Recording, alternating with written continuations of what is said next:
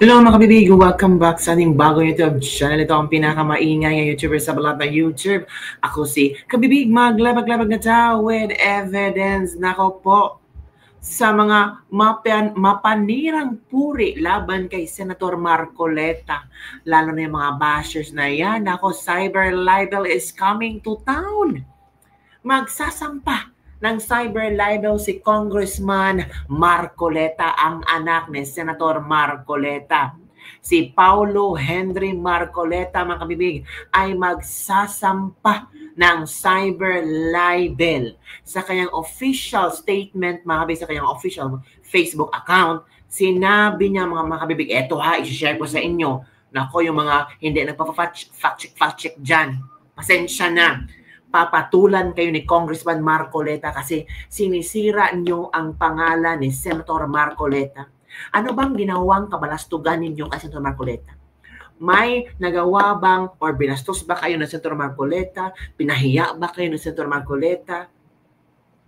Diba? So ito kabibig, ito yung bago ngayon kabibig niya kung saan si Congressman Henry Marcoleta. Nako, kung akala nyo ising-isi si Henry, hindi. Ito kabibig, ito na, delikado talaga, Ako na po ang mag-fact check sa inyo.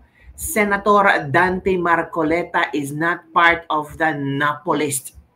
His name is not among the list of 100 congressmen and 18 senators identified by Janet Napoles as her clients in the so-called PDAF scam. Moreover, a 2021 COA Notice of Finality of Decision excluded Marcoleta's liability in the notice of disallowance issued relative to the utilization of his PDAF. A word of advice, research muna bago kuda. Congressman Paulo Henry Marcoleta. Hashtag cyber libel case is waiving. Nako, sino? Sino ang sasampahan ng cyber libel ni Congressman Marcoleta? Magkaalaman. Sabi ko sa inyo Sabi ni Congressman Marcoleta dyan, research muna bago kuda. Bakit kayo kuda ng kuda na hindi nyo fact check? Sabi niya, dear failed fact checker and paid vlogger. Sino ito mga paid vlogger? Congressman Paulo Henry Marcoleta ka talaga, ha? Nako, sino kaya ang cyber libel cases waiving? Oo naman, no? Kung talagang sinisiraan si Senator Marcoleta at alam mo ang katotohanan at hindi talaga totoo yun, of course, kailangan mong i-correct. Pero kung pag sobrang paninirang puri talaga, ay kailangan mo ng sampahan ng kaso. Sino ba itong mga paid vlogger?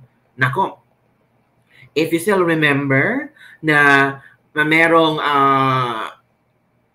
I don't know kung nagsagutan ba inyong PCO at saka si Marcoleta, si Congressman Paulo Henry Marcoleta, hinggil sa di umano'y mga paid vloggers sa PCO. Pero i-deny ito ng PCO na hindi totoo yan, mga organic, yung mga nagko-comment sa post ni PBBM, mga totoong tao sila.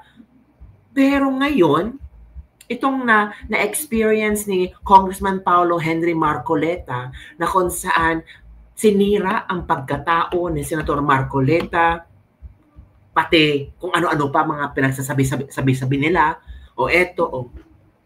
hinabi niya, research muna bago kuda. So it means, meron ng mga pangalan si Congressman Paulo Henry Marcoleta na mga paid vlogger na kanyang kakasuhan. I'm sure, kasi halata naman, dear failed fact checker and paid vlogger. So alam niya na itong mga vloggers na ito ay binabayaran.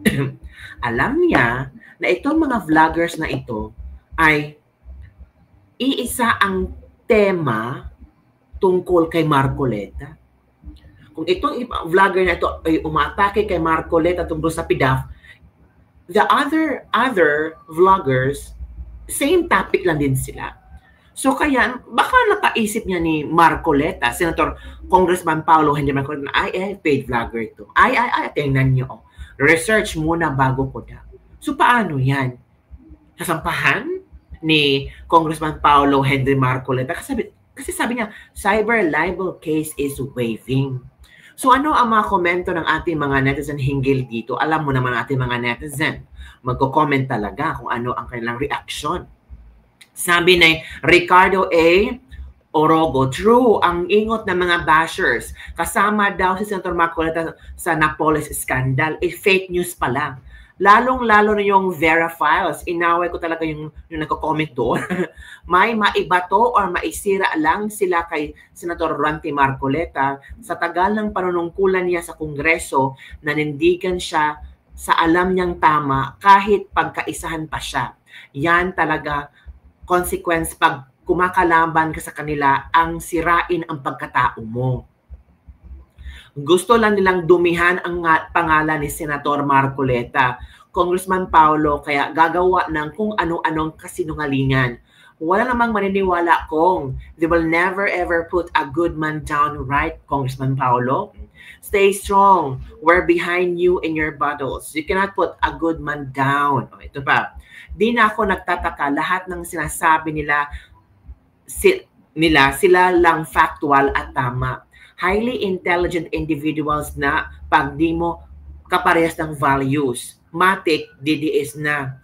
Extreme political collective narcissism. In short, mahirap kausap. Ooh, sabi ni J.R. Felix.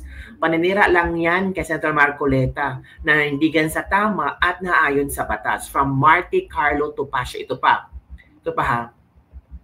They can say whatever they want because their conscience brothers them that why Marcoleta family is clean and no record of corruption.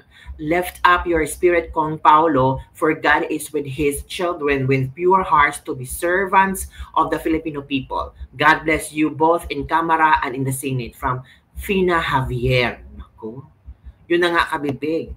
Yun ang sinasabi dito ni Congressman Paulo. Parang kung ako nga, tatay ko, tapos sinasabi, ginagawa ng mga fake news, tapos isinali pa sa Napoles, na kasali daw si Senator Marcoleta, binayaran, tapos may mga pidap-pidap, alam mo naman ang katotohanan, so finact-check mo. Pero sumusobra na sila, kuda ng kuda sila, tapos mali-maling kuda, tapos sinisiraan pang pagkatao ni Marcoleta, dapat talaga cyber libel is waiving. Baka bibig. So ano ang iyong komento hinggil dito? Tutuhanin kaya ni Congressman Henry Marcoleta ang pagsampa ng cyber libel sa mga paid vloggers na talagang sinisira ang puri ni Senator Marcoleta? Sino kaya ang nasa likod sa kanila? Alam mo kabibig, mas lalong bumabango, mas lalong marami ang naniwala at believe kay Senator Marcoleta sa Blue Ribbon Committee na chairman siya. Kasi kung wala nga naniwala kay Senator Marcoleta, sana hindi siya nanalong senator, di ba? Di ba mga kabibig? Try to think about that. Every now and then, pag magsalita si Senator Marcoleta, may malalaman ka, masyasyak ka lang na, ay pwede pala yun, ayun pala yung batas. Di ba? Kumpara sa ibang mga politiko na kuda na lang ng kuda, yung iba, tumatanggap pa ng mga papel, or sabi nila, para may basahin lang. Pero Senator Marcoleta, yes, meron siyang mga researchers sa likod, but hindi naman siya dependent sa kanila.